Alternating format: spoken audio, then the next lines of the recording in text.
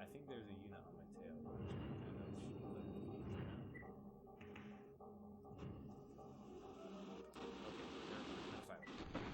Hey, hey, hey. What? That's an American rocket. Oh my god. War junkie. Do you know what happened?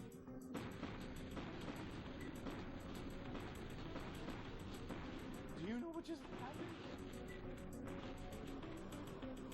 That was the tank I started off in. That was my vehicle.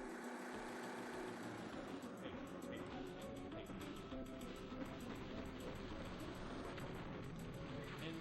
An ejected Soviet pilot just commandeered it and came and tracked me down. This has been a very awesome mission. Yeah, I appreciate that the sniping is so hard. Hello, everybody. This is Halfpenny. I will be narrating this because I had some audio issues, and it's really hard to hear anything, and the game audio is way too loud. I tried all kinds of methods and ways to clean it up, and I failed. I don't have the right tools nor the expertise, so this is what we're gonna get. Yeah, there's this green glitch over here that I noticed on the capture only after the fact. I don't know what that's about. I'm gonna get that taken care of. It's really strange. It seems to be some kind of data with the green, like targeting or HUD elements, that is somehow ending up on the side. I don't know what that's about.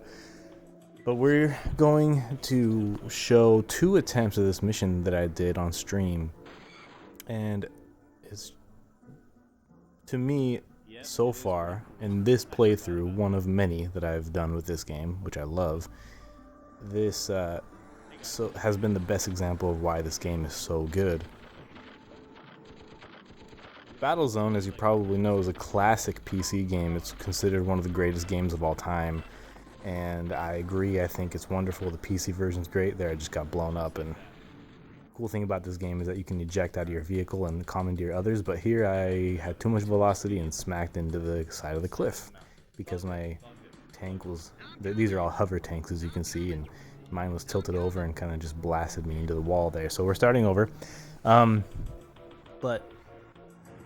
it was an early version of the action game real-time strategy hybrid concept. It's not the first.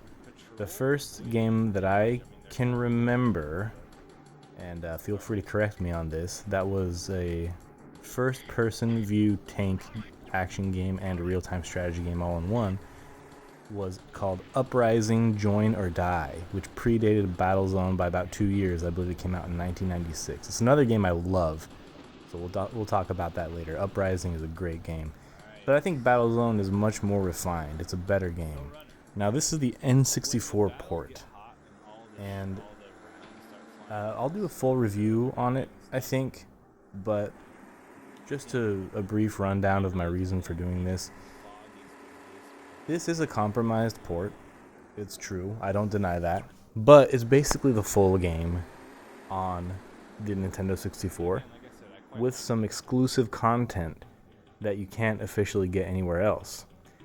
And the extra content is called the Black Dog campaign. He plays a Black Dog mercenary group, and it's a campaign that is unique to the N64 version. And although now I would be inclined to say this version's irrelevant, just get the remaster of this game on Steam. It's called Battlezone 98 Redux, and it's an awesome remaster, and the game is still so good. This version's, the fact that this has an exclusive campaign makes it still relevant. So here I'm sneaking into the Soviet base. This is where the real secret agent stuff happens. My objective right now is to destroy this radar array. So I just climb my tank up the hill and then eject it over it.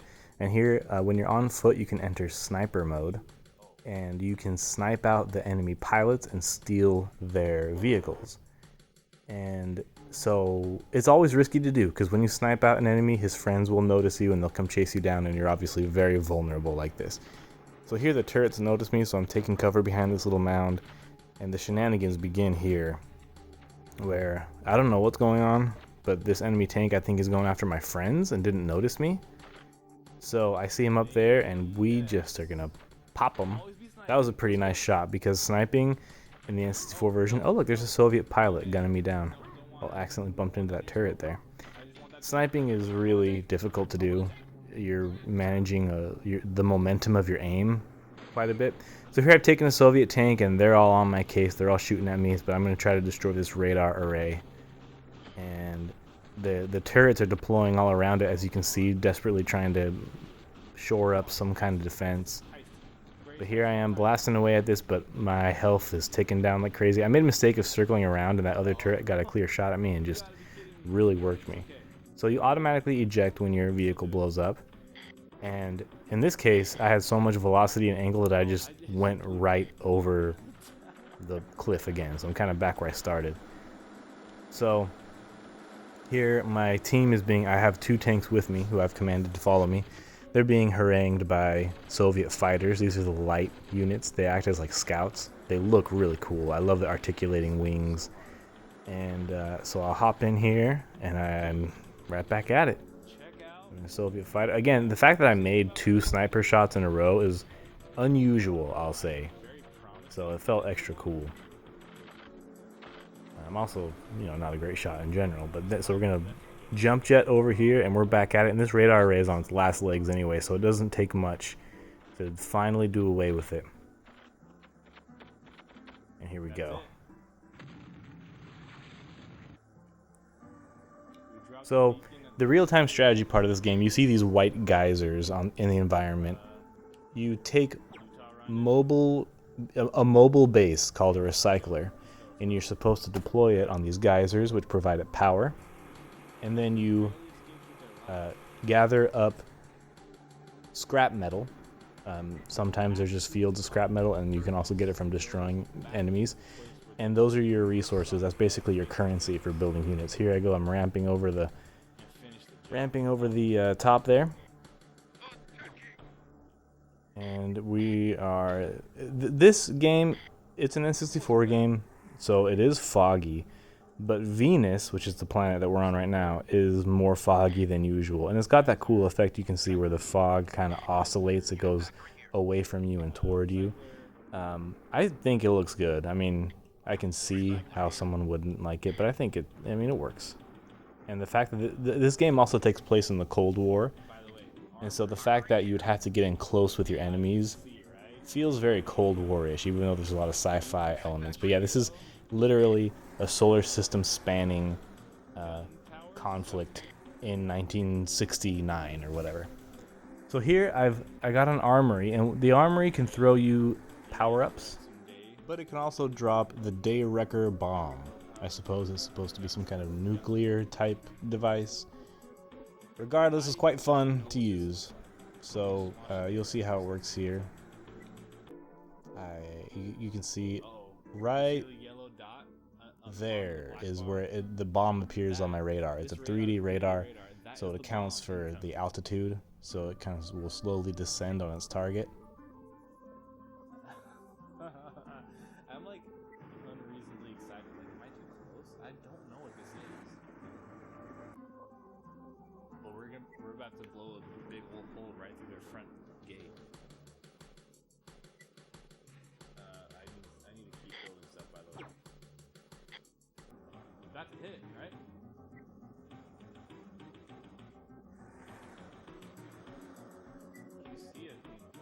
So I actually made a miscalculation here, although it worked out fine. I targeted something that's too close to that cliff, and it hit the top of it. So the bomb was still high up, and it just blasted me out of there. And I was concerned I might hit a cliff again because I had so much lateral velocity coming out of my tank. But I was able to get it under control. There's some air control, while you're on foot or flying through the air because you've ejected. And the bunny hopping is very, very OP. You can get a lot of momentum just bunny hopping.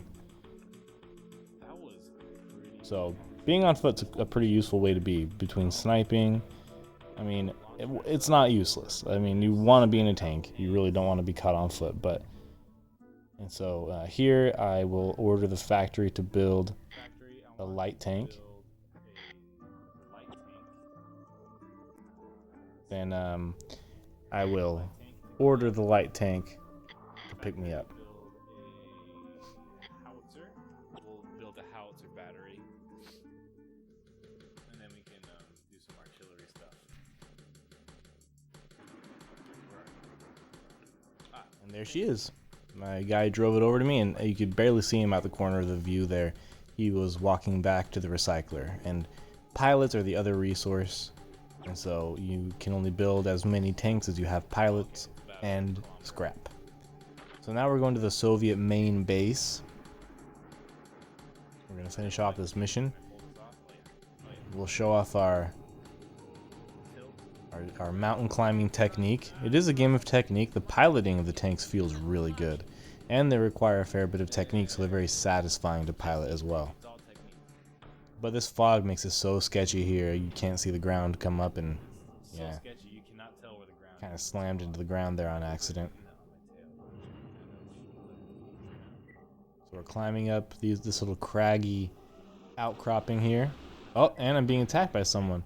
And so what happened here was when I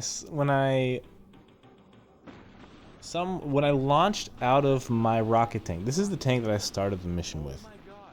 And when I ejected out of it to clear the natural barrier and get in the base,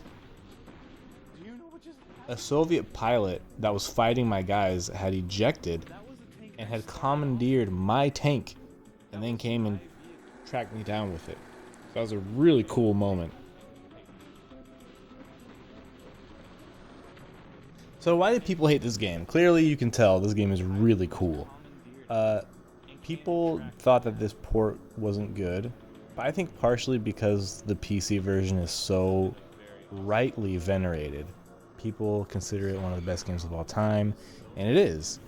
And so when you strip away anything, it's tough. But in my opinion, nothing significant was stripped away except for multiplayer.